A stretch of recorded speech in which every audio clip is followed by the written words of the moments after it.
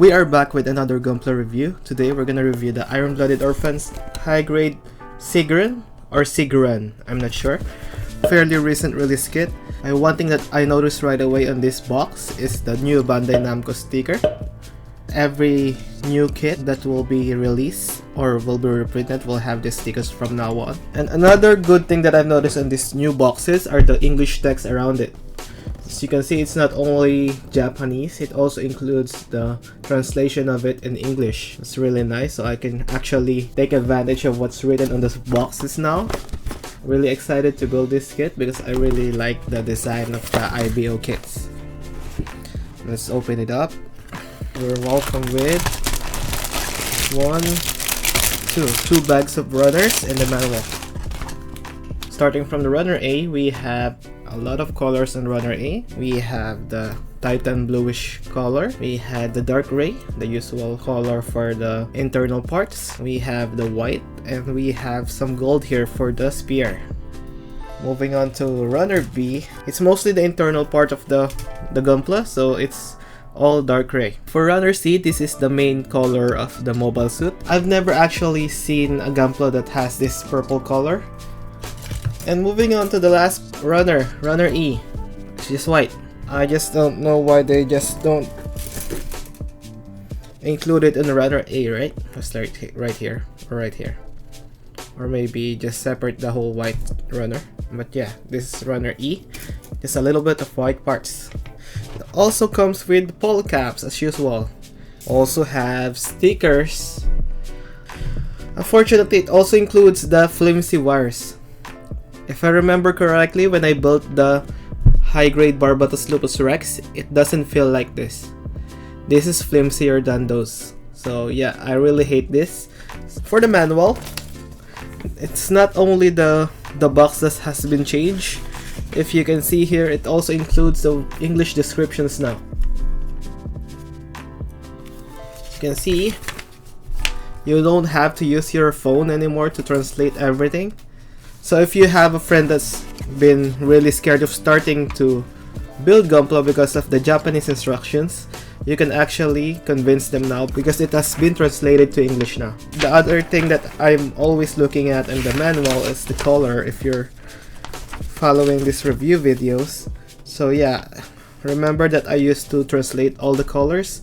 Now it includes the English as well, so you don't have to be confused with the different color. Really good upgrade for the manuals and the boxes of the new Gunplas. Really like it. So based on the manual, it will not use how many parts? 2, 3, 4, 5, 6, 7. 7 several parts from B and a lot of parts from the polycups. So yeah, that's it for the manual and the runners. I will proceed to build the kit and we'll be right back. So here's what it looks like built, and I'm sticking with my opinion earlier. But I like the base color of this mobile suit. Rare to have this color on a regular mobile suit, but this one has it. However, I don't like the design of this, that it doesn't have a lot of armor covering its frame. So you can see a lot of its internal frame is not covered. You can see it when you bend the knee right here. See? And the back of the leg as well is fully shown. So after building this, I realized it's quite hard to make it stand right away.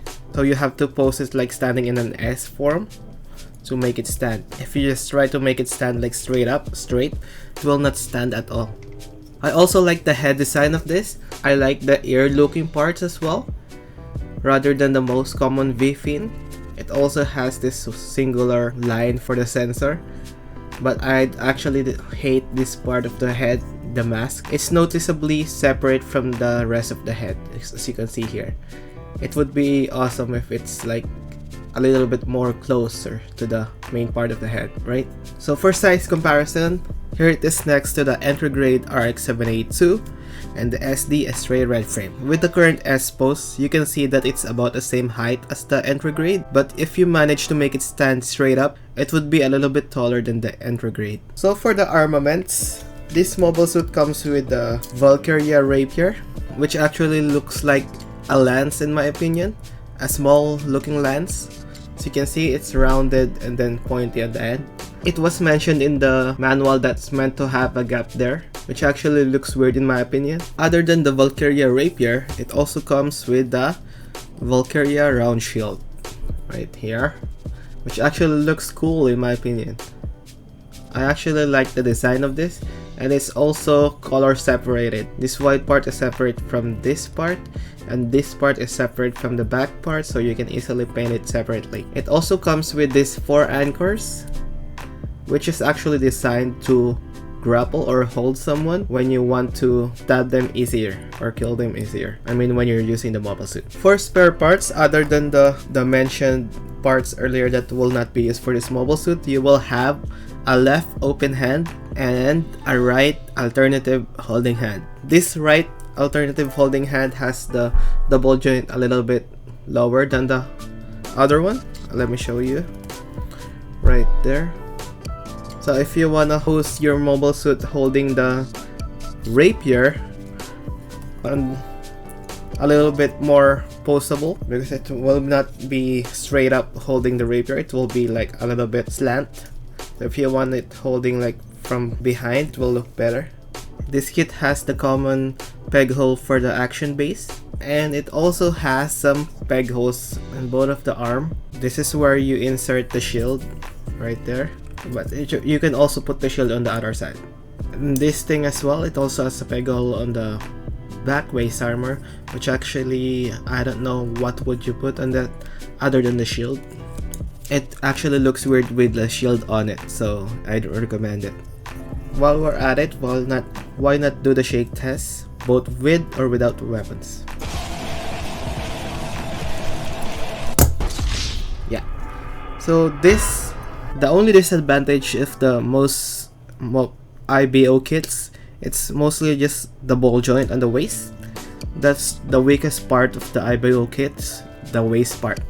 So imagine if I just put the weapons on it, it will fall apart as well. Clear parts. There are no clear parts included with this kit. However, there are some stickers included. I will show you where it is used. You have this thing for the head. It will be barely noticeable when you do it. It's right there in the line between the head. So unless if you want to paint it metallic or very gloss, you will barely notice it. You also have this circle part for the one inside the head, the one like the grace. I will show you a picture on it.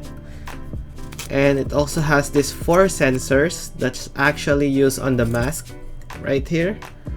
Sticker number 4. So you can see here the front skirt has 2 colors.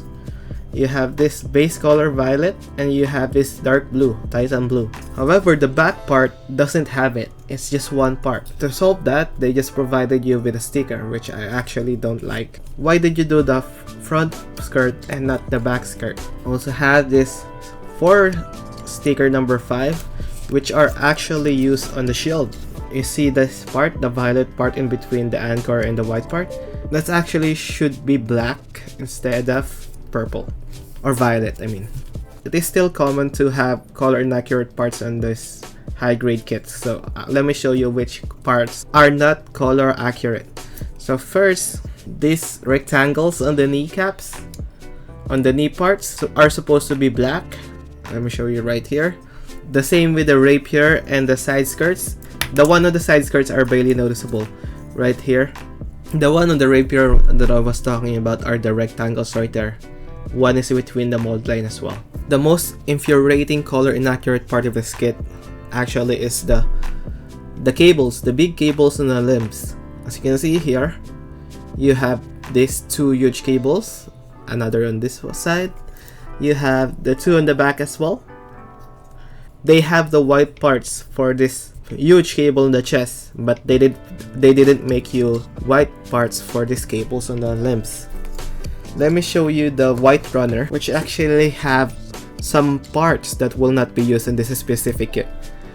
How come they provided you with these 2 unusable? How come they provided you with these 2 unnecessary parts and then not provide you with the other parts that is actually necessary white for this kit? I just hate when Bandai decide to do that. I only saw a little bit of mold lines on the heels right there. That's the only mold line I noticed. There are some mold lines on the back of the leg as well, but I fixed that already. I sanded it when I was building it, so yeah, there are some mold lines right there, but it's easily fixable. As you can see, I fix it. For the seam lines though, you can see here on the head, let me separate it for you. Usually the mobile suit heads are comprised with two parts.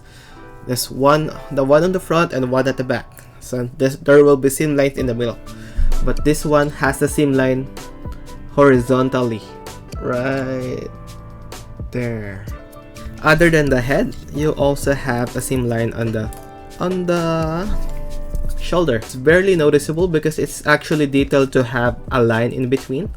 But as you can see, there will be a seam line in between of that. I actually prefer this kind of seam lines because you can get away with painting this kit without removing the seam line. Moving on to the articulation, let's start with the head. For the head, you can actually move it forward and backward, side by side, which is limited by this neck piece. Never mind, you can actually rotate. Oh, you can barely rotate it. So these thrusters are actually articulated as well. You can move it down, up and down. The same with the other part. For the shoulder part, you actually have this up and down and no side to side for it. You have the usual ball joint for the shoulder. Raise the arm sideways by that much. It will be limited by the shoulder part. Rotate the arm fully on this part, like that. You can do the elbow bend. That's actually really good in my opinion, more than 90 degrees. And you also have usual ball joint hand. You can there's actually a joint that connects the main chest part to this waist part, like this. So you can move it up and down, but no sideways motion on this part. When you connect the ball joint to the bottom part though, you can actually make it rotate all the way. For the front skirt, you can also notice the front skirt ball joint right there connected to the waist part. You can lift it by that much and then no downward motion for it, and then side to side by a little bit. You can do it like this as well. Side skirt, you can have it like rotate this much, but it will be limited by the arm part and the shoulder part. It's connected by a ball joint connected to the leg. So yeah. For the back skirt, there's no articulation for the back skirt. It's static right there. For the legs, you can lift it up by that much, interfering with the front skirt. Back skirt, the same thing. For the sideways, you can do it by that much. For the knees, you can bend the knee by that much, and you can bend the other joint by this much, which actually looks really good. It's just a little bit of articulation, the ankle part.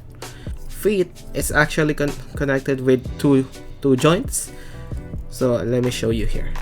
This part enables you to move it sideways by that much, and this gray part connected by a ball joint to the main shoe, to the main feet, make it pose a little bit more. Let's move on to the weapons. This kit includes the flimsy wires, so you can connect the flimsy wires on this hole right there and this on this hole right there and post it whatever you like, but I don't prefer that, just as I mentioned earlier. The rapier, no articulation on it. That's it. Oh, I forgot to mention earlier, this tip of the rapier as well is supposed to be white. Alright, that's it for the articulation. It's a common knowledge that the IBO kits are easier to build than the other Gunplas, which is the reason I actually like building them. It's also worth mentioning that these IBO kits are a good painting practice kit because there are minimal mold lines, minimal seam lines, and easy to paint details, just like the knee part right there. However, I prefer if this kit has a long lance instead of the so-called rapier, because this would actually looks cool, just like the weapon on Monster Hunter series. Yeah, just as I mentioned earlier, the only thing that I actually hate, most of them have the internal parts shown, which I actually don't like, especially the shoulder. As you can see, it's shown right there. I hope this review helped you decide if you want to buy it or not. please let me know if you have any recommendations or comments down below. And if you want more of this kind of videos, please consider subscribing.